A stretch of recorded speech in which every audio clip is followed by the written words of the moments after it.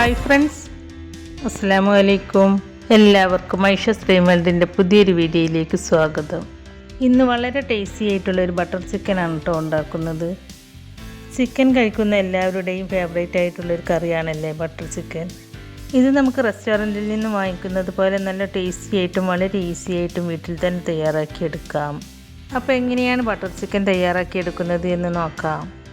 Butter chicken ഉണ്ടാക്കുവാനായിട്ട് ഞാനിവിടെ 1 kilogram chicken അല്പം ചെറുതായിട്ട് കട്ട് ചെയ്തതിന് ശേഷം നല്ലതുപോലെ കഴുകിയെടുത്ത് അതിലെ വെള്ളമൊക്കെ നന്നായി കളഞ്ഞെടുത്ത് വെച്ചിട്ടുണ്ട്.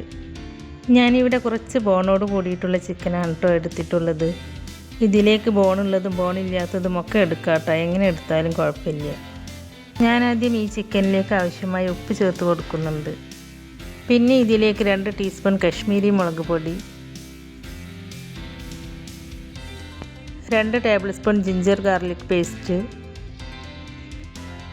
പിന്നെ 2 ടേബിൾ സ്പൂൺ അധികം പുളിയില്ലാത്ത തൈര്, പിന്നെ 1/2 ടേബിൾ സ്പൂൺ കസൂരി മേത്തി, അതായത് ഉണങ്ങിയ ഉലുവയുടെ ഇല. അത് ഇതുപോലെ ഉള്ളം കൈയിലിട്ടൊന്ന് തിരുമ്പി പൊടിച്ചെടുത്തിട്ട് അതും ചേർത്ത് കൊടുക്കുന്നുണ്ട്. ഇതെല്ലാം ചേർത്ത് കൊടുത്തതിന് ശേഷം നന്നായിട്ടൊന്ന് മിക്സ് ചെയ്തെടുക്കുക.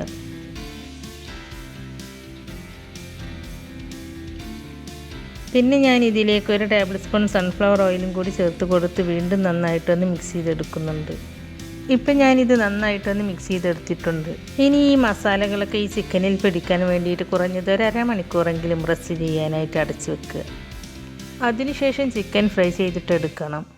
നമ്മളിപ്പോൾ ബട്ടർ ചിക്കനല്ലേ ഉണ്ടാക്കുന്നത്. അപ്പോൾ ചിക്കൻ ഫ്രൈ ചെയ്തെടുക്കാനായിട്ട് ഞാനിവിടെ ഒരു കടായിലേക്ക് 2 ടേബിൾ സ്പൂൺ ബട്ടർ ചേർത്ത് കൊടുക്കുന്നുണ്ട്.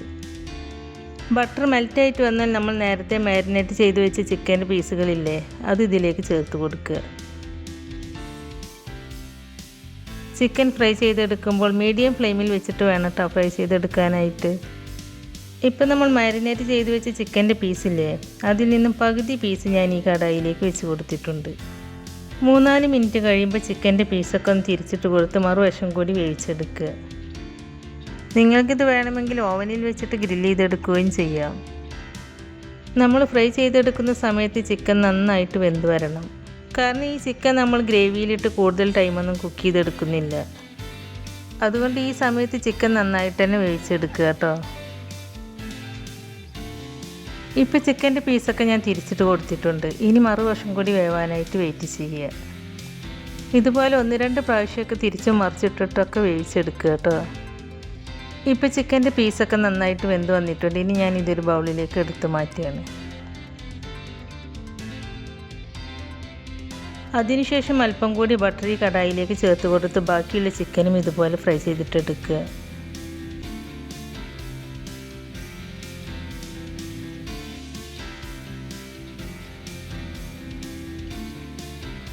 ഇപ്പം ഞാനിവിടെ മുഴുവൻ ചിക്കൻ പീസുകളും ഫ്രൈ ചെയ്തെടുത്തിട്ടുണ്ട്. ചിക്കൻ പീസുകൾ മുഴുവനും ഫ്രൈ ചെയ്തെടുത്തതിന് ശേഷം ഇതേ കടായിലേക്ക് വീണ്ടും 2 ടേബിൾ സ്പൂൺ ബട്ടർ ചേർത്ത് കൊടുക്കുക. ഈ സമയത്ത് തീ മീഡിയം ഫ്ലെയിമിൽ തന്നെ വെക്കുക. ബട്ടർ മെൽറ്റായിട്ട് വരുമ്പോൾ ഇതിലേക്ക് 2 മീഡിയം സൈസിലുള്ള സവാള കട്ട് ചെയ്തത് ചേർത്ത് കൊടുക്കുക. സവാള വളരെ നേരിയതായിട്ടൊന്നും കട്ട് ചെയ്തെടുക്കണ്ട കേട്ടോ, കാരണം നമുക്കിത് വേവിച്ചതിന് ശേഷം അരച്ചെടുക്കാനുള്ളതാണ്. സവാളയുടെ ആ പച്ചച്ചുവയൊക്കെ ഒന്ന് മാറി നല്ല സോഫ്റ്റായിട്ട് വെന്ത് വരുന്നത് വരെ ഒന്ന് വഴറ്റിയെടുക്കുക.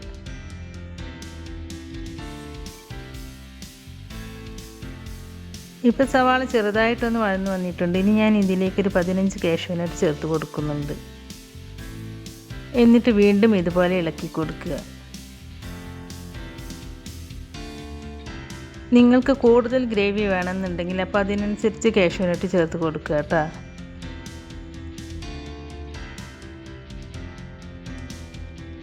ഇപ്പോൾ സവാള ഒന്ന് വഴന്നു വന്നിട്ടുണ്ട്. ഇനി ഞാൻ ഇതിലേക്ക് 2 table spoon ginger garlic paste ചേർത്ത് കൊടുക്കുന്നുണ്ട്. ജിഞ്ചർ ഗാർലിക് പേസ്റ്റ് ചേർത്ത് കൊടുത്തതിന് ശേഷവും അതിൻ്റെ പച്ചച്ചുവ മാറുന്നത് വരെ നന്നായിട്ടൊന്ന് വഴറ്റിയെടുക്കുക.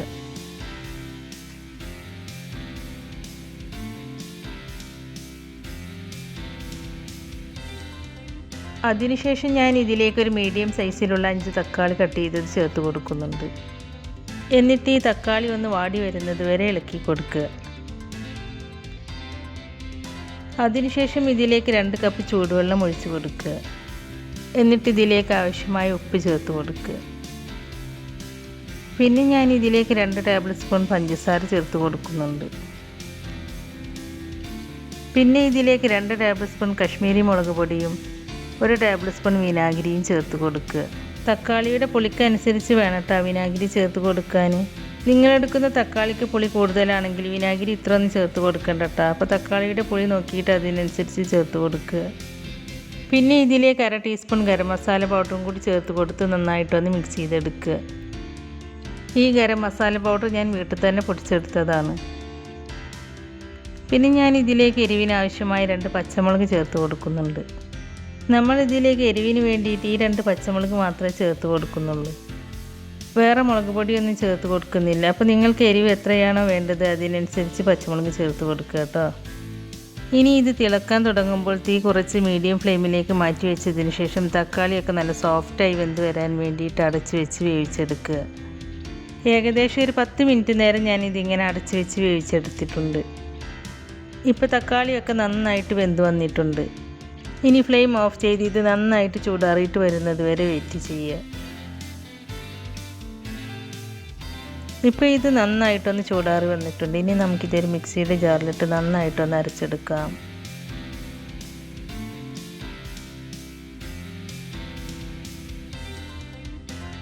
ഇപ്പോൾ ഞാനിത് നല്ല ഫൈൻ പേസ്റ്റായിട്ട് തന്നെ അരച്ചെടുത്തിട്ടുണ്ട്. ഇനി ഞാൻ ഈ പേസ്റ്റിലേക്ക് 1 കപ്പ് വെള്ളം ഒഴിച്ച് ഒന്ന് ലൂസാക്കിയതിന് ശേഷം അതേ കടായിലേക്ക് തന്നെ ഒഴിച്ചു കൊടുക്കുകയാണ്. ഇതുപോലെ ഒരു അരിപ്പയിൽ അരിച്ചൊഴിക്കുകയാണ് ഏറ്റവും നല്ലത്. ബട്ടർ ചിക്കൻ ഉണ്ടാക്കാനായിട്ട് നമുക്ക് ഒരുപാട് പാത്രത്തിൻ്റെ ഒന്നും ആവശ്യമില്ല കേട്ടോ. ഈ ഒരൊറ്റ പാത്രത്തിൽ തന്നെ ഉണ്ടാക്കിയെടുക്കാനായിട്ട് പറ്റും.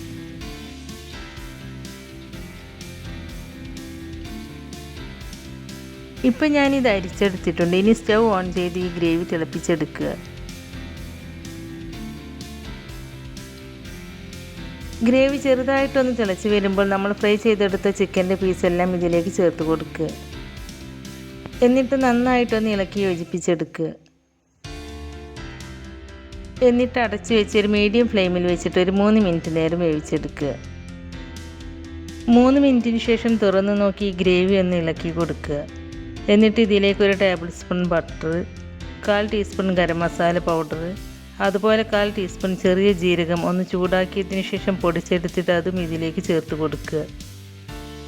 എന്നിട്ട് നന്നായിട്ടൊന്ന് മിക്സ് ചെയ്തെടുക്കുക.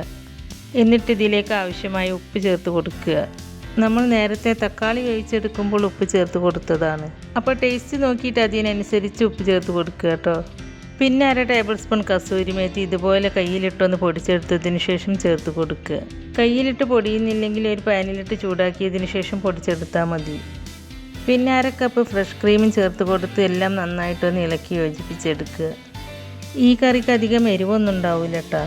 റെസ്റ്റോറൻറ്റിൽ നിന്നൊക്കെ ബട്ടർ ചിക്കൻ കഴിച്ചവർക്കറിയാം ഇത് അധികം എരിവില്ലാതെ ചെറിയൊരു മധുരത്തോട് കൂടിയിട്ടുള്ള കറിയായിരിക്കും. ഈ ഗ്രേവിക്ക് ചെറുതായിട്ടൊരു മധുരമുണ്ട്. ഇനി നിങ്ങൾക്ക് ഇതിലും കൂടുതൽ മധുരം വേണമെന്നുണ്ടെങ്കിൽ ടേസ്റ്റ് നോക്കിയിട്ട് അതിനനുസരിച്ച് പഞ്ചസാര ചേർത്ത് കൊടുക്കുക.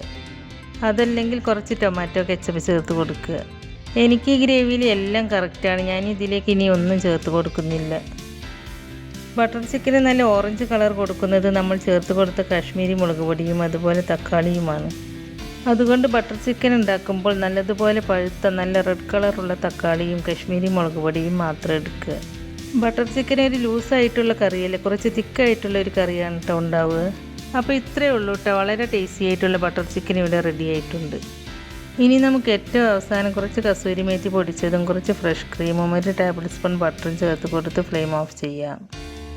ബട്ടർ ചിക്കൻ പൊറോട്ട, നാൻ, റൊട്ടി, ചപ്പാത്തി, ഫ്രൈഡ് റൈസ് ഇതിൻ്റെയൊക്കെ കൂടെ ചൂടോടുകൂടി സെർവ് ചെയ്യാവുന്നതാണ്. ഞാനിതിപ്പോൾ പൊറോട്ടയുടെ കൂടെ കഴിക്കാനാണ് ഉണ്ടാക്കിയിട്ടുള്ളത്. അപ്പോൾ വളരെ ടേസ്റ്റി ആയിട്ടുള്ള ഈ ബട്ടർ ചിക്കൻ എല്ലാവരും ഒന്ന് ഉണ്ടാക്കി നോക്കിയിട്ട് അതിൻ്റെ അഭിപ്രായം കമൻറ്റ് ബോക്സിൽ എഴുതി അറിയിക്കാനും മറക്കരുത്.